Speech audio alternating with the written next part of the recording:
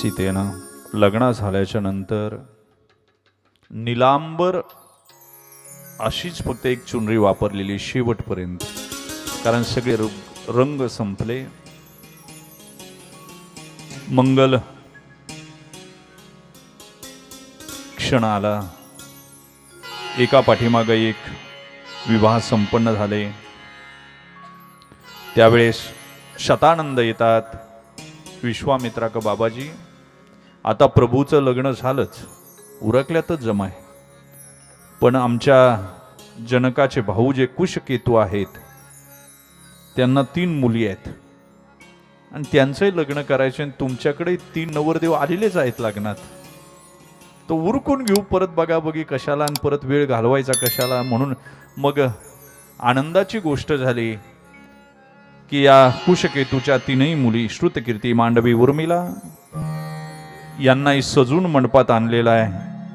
उर्मिला लक्ष्मण को, मांडवी भरत को, श्रुतकीर्ती शत्रुघ्न महाराज को समर्पित कर दी.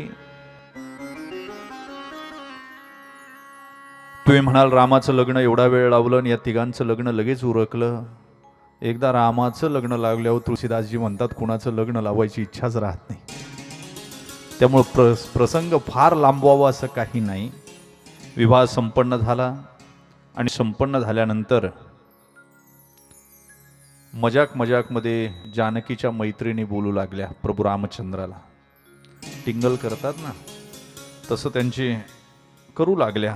त्या म्हणल्या, हम मिथिला वाले अच्छे है कि बेटी अवध राजकुमार को दे दी, वरना निर्गुण को बेटी कौन देता.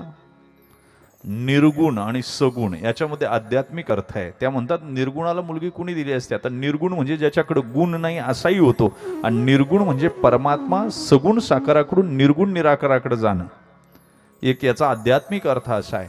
त्यावेळी लक्ष्मणाला ते पटलं नाही. लक्ष्मण पटकन म्हणला, हम अवधवासी अच्छे है, इसके वजह से विधेयी के साथ शादी की, नहीं तो जिसको दे ही नहीं उससे कौन शादी करता. एका शब्दानं प्रयत्न पुढे चालले. पुन्हा टिंगल केली. जानकीच्या मैत्रिणी येतात आणि रामाच्या जवळ म्हणतात, हमने ऐसा सुना है अवध के जो औरतें हैं उनको प्रसाद खाने से बच्चे पैदा होते. जानकी आपको तो कुछ कष्ट नहीं पडेगा.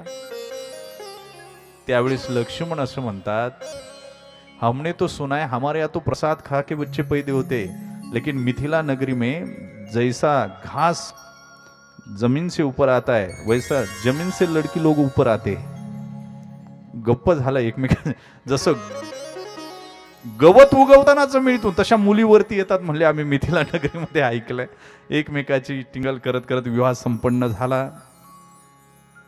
आणि काही दिवस अयोध्येचे सगळेजण मिथिला नगरीमध्ये राहिले. महाराज अवधेश विदा मांग रहे. एक दिन जनक महाराज म्हणतात, थांबा, अजून 2 दिवस पाहुणचार करून जा. प्रेमामुळे 2 दिवस अजून थांबले.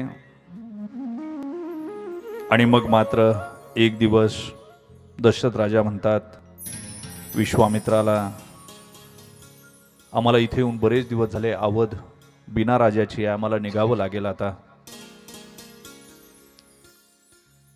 विश्वामित्रांनी शतानंदांना बोलून घेतलं. शतानंदांना सांगितलं, जनकाला सांगा आम्हाला विदाई करायची व्यवस्था करा. त्यावेळेस जनकाच्या डोळ्यात पाणी आलं. अजून कुछ दिन थांबा बाबा, काही दिवस थांबा. आमच्या सगळ्या मुली जर गेल्या तर पाणी द्यायला बाबा कुणी घरात राहणार नाही, आम्हाला करमायचं नाही. त्यावेळी सांगितलं, जिथं संयोग असतो जनकजी तिथं वियोग लिहिलेला असतो. आईला लेक जाताना सांगते, आई एक वेळेस माझ्या बाबाला जेवायला देऊ नको, पण माझ्या बापाला शब्दानं दुखू नको. जाताना भावाला सांगते, दाद्या बाबांना जीव लाव. आपल्याला सांगायचं मी ड्युटीला जातो, कामावर जातो, पण मी कॉलेजला जाताना एसटी स्टँडवर पाहिलंय आपल्या बाबा हमाली करत होते रे, पण सांगितलं नाही कधी. आपल्यासाठी हमाल्या केलं त्यानं. ताई मी बाबाला जीव लावीन. आईला वारंवार सांगते भांडू नको. आयुष्यभरामध्ये लेक जगते ना फक्त बापासाठी. ते लेकरू मंडपात उभं राहिलं का पाहत काही 1000 रुपयाचा मंडप आहे. काल बँकेवाले घरी येऊन गेले. नाही तसं बोलले. चुलते वगैरे सगळे पाहत होते. बाबानं कुठून पैसे आणले असतील म्हणून डोळ्याला धारा.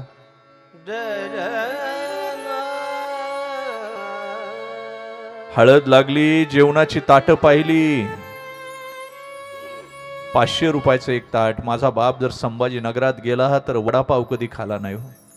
माझ्या आक्कीचं लग्न करायचंय, माझ्या दिदीचं लग्न करायचंय, वडापाव खाला नाही. पण आज लोकांना 500 रुपयाचं ताट दिलं. त्यावेळी त्या लेकराला बाप कळाला.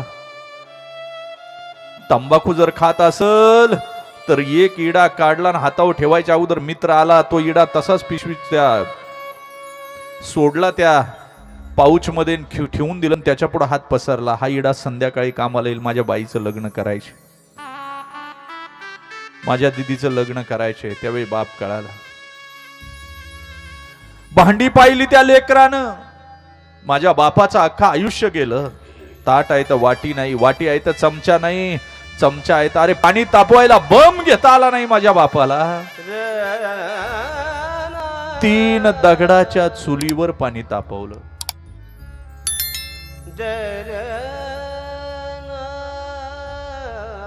3 दगडाच्या चुलीवर पाणी तापवलं. लोक विचारायची रामभाऊ काय करतो. सांगितलं थंडी लागते म्हणून शेकतोय. पण सांगत नव्हता बम घ्यायला पैसे नाही. का तर माझ्या बाईचं सगळ्यांच्या आंघोळी होतपर्यंत पाणी तापून द्यायचं आणि मग स्वतः आंघोळ करायची.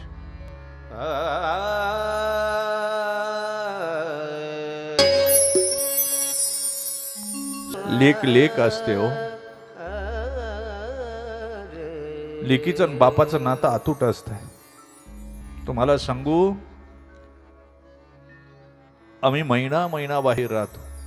ही कथा झाली की ती कथा झाली की ती. मुलाचे फोन येत नाही, पण लेकीचा फोन दिवसभरातून एकदा तरी येतो. बाबा जेवले, तुम्ही घरी कधी येणार. रात्री कितीही वाजता घरी जाऊ द्या, लेक दरवाजा उघडते. हे वैशिष्ट्य जागा असतंय हो. ते लेकरू बापासाठी आयुष्यभर झटणार ते लेकरू. बाबा आठवण येत नाही तुम्हाला आमची. फोन नाही केला, तुम्ही बरे आहात ना, गोळ्या घेतल्या का, जेवलात का, व्यवस्था व्यवस्थित आहे का, लेकरू विचारत राहत. एखाद्या मुलीचा बाप मरू द्या आणि लग्नाच्या वेळेस ती आई जमा करते हो. सगळं साहित्य जमा करते, याच्या त्याच्या पाया पडते, लग्न पत्रिका छापते, नातेवाईक जमा करते आणि लग्नाच्या आणल्या रात्री त्या पोरीला घेऊन बसते आणि इतकी रडते लिकीला मिठीत घेऊन. आज तुझा बाप पाहिजे होता, आज तुझा बाप पाहिजे होता. मी केलं ग, पण त्यानं अजून लय केलं असतं. माझ्याने झालं तेवढं मी केलं. सकाळी मंगल कार्यालयात निघताना हाताला धरते आणि बापाच्या फोटोपाशी नेते. पाया पड. फोटोतला बाप डसडसा रडत असेल तुम्हाला.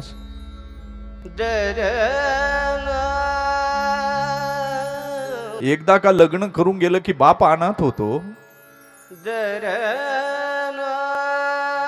लग्न करून गेलेली लेक फोन करते आईच्या मोबाईलवर, पण विचारते पप्पा कसे आहेत ग, बरे आहेत ना. ते चिडचिड करतात अलीकडे जास्त. त्यांना काही बोलू नको, सांभाळून घे.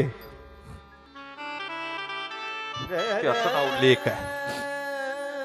लग्न लागलं, आईच्या खांद्यावर डोकं ठेवून रडते, पण शोधते मात्र बापाला. कोपऱ्यात बसलेला, उपरणं नवीन, शर्ट जुनं, धोतर नवीन, टोपी जुनी, दाढी नाही करायला वेळ भेटला रे. याच्या त्याच्या पाया पडत लग्न लेकीचं केलं. लेकीला बाजूला केलं, पळत सुटला आतल्या घरात, त्याच्या आतल्या दालनात, त्याच्या आतल्या दालनात, त्याच्या आतल्या दालनात उशीत तोंड घातलं. इतका रडला. त्याला माहिती होतं मिठीत जर दिदीला अक्कीला घेऊन रडलो तर माझी दिदी तिकडे सुखी राहणार नाही, म्हणून रडत नाही. मुली देखवत कधी बाप रडत नाही. रडला रडला. कुणीतरी सांगितलं, अप्पा, अण्णा, दादा, दिदी चालली बोळवण करायला. जातय पण वर पाहत नाही, आसरू दाखवित नाही लेकीला डोळ्यात. लेक मिठी मारते, येते बरं पप्पा, येते बाळा, सुखाने राहा बरं. आता सगळं तुझं तिकडं. खांद्यावर डोकं ठेवून ते लेकरू शोधते. बाप आहे का खांबाच्या आडून 2 डोळे दिसले, आवाज दिला, बाबा. 2 पावलं बाप पुढं आला, लेक पुढं पळाली. अंगावरची चुंदरी कधी पळाली कारण चपला घालायचं भान नाही, पळत गेली. बापाला मिठी मारली. इतकी रडली, इतकी रडली, इतकी रडली. बापाची छाती ओली झाली हो. बापाचं काळीज सांगत होतं, जावई बापूला, बापू सगळं दिलं, बापू सगळं दिलं, सोन्याचा तुकडा दिला, त्याला जीव लावा. 21 वर्ष काचेसारखा जपलाय बापू. तिच्या भाकऱ्या कच्च्या राहतात, अजून स्वयंपाक नीट जमत नाही. तिला ओरडत जाऊ नका बापू. तिला चांगलं नटायला लागतं, आरशापुढे उभी राहते, तिला सारखं ओरडत जाऊ नका बापू. सकाळी लेट उठते हो, तिला सकाळी लवकर उठायचं माहिती नाही बापू. तिला चांगले कपडे घालायची हौस आहे बापू. तिला जोरात बोललेलं सहन होत नाही, एकटी कुजत बसते. काही कमी पडलं ना अश्रूंनी सावकाराचे उंबरे धुवून काढीन बापू, पण माझ्या सोन्याच्या तुकड्याला जीव लावा. काळीज लिकीला सांगत होत, बापूला आवाज देत होत, आणि मिठीत लेक रडत होती. आता लक्षात आलं की माझाही बांध फुटेल. जेवत नाही रे, तुकडा खात नाही. रोज लेकीला वाढायची सवय असते, लेक डोळ्यासमोर पाहायची सवय असते, पण एका क्षणात जाणार. जनकजी रडतात, बाबाजी थोडे दिवस थांबा. दाटून कंठ येतो, दाटून कंठ येतो. लेक बोळवण करते, सगळी लोक आपापल्या घरी जातात, कोण मजा मारते. त्या मंडपामध्ये एकटं बसते रे म्हातारं, रडत बसते, रडत. सारखी लेक पुढे दिसते, त्याचं नाव बाप आहे, त्याचं नाव बाप आहे.